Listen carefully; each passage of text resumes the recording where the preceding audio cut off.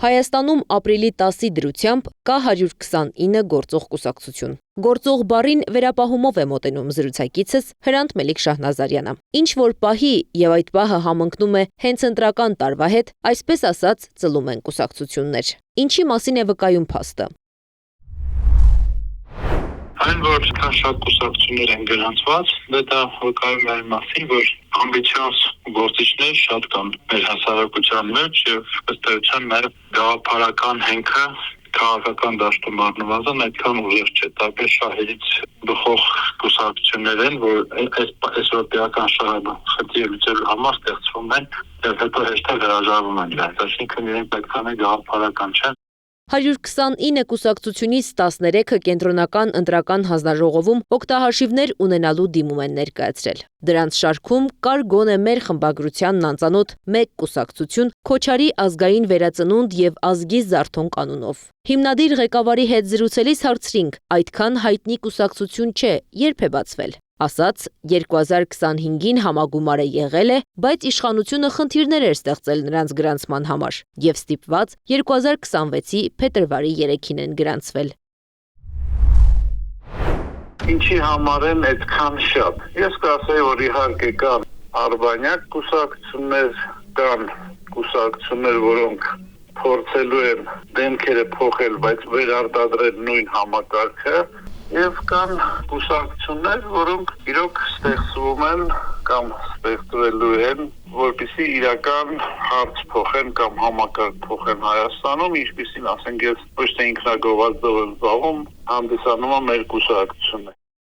Այս կուսակցությունը որոշել է մասնակցել ընտրությանը։ Վստահ են 30+ կհավաքեն, ոչ թե ձայն, այլ 30+%։ Ազգային ժողովում եղած ընդդիմության հետ չենք համագործակցում, Սամվել Կարապետյան, մենք չենք դիտում ինչ-որ նոր ուժ, մենք դիտում ենք համակարգի վերարտադրման։ Որ համակարգի։ Այսօրվա համակարգի։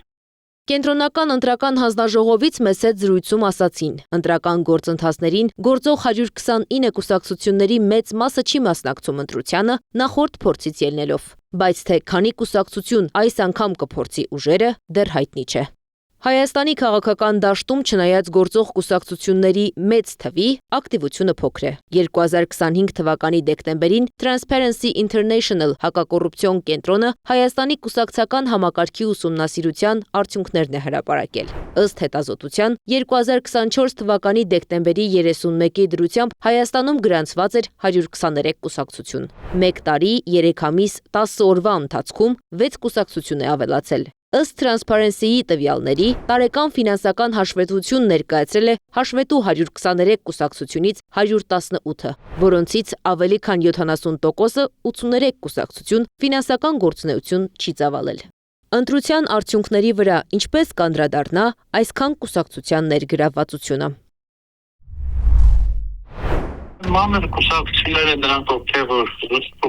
կուսակցություններ, իհարկե ծածկաբարել են։ Այդ ամեն մեկը 0.5% զենք լցիացնի, դա զգալի ազդեցություն է ունենալու ընդհանրապես ընտրության ելքի եւ նույնիսկ ընթացքի վրա։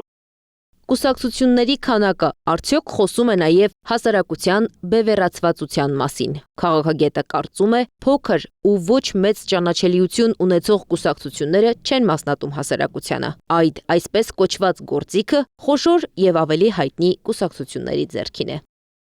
Անի Աբաղյան, Նոնա Գևորգյան, ABC Media։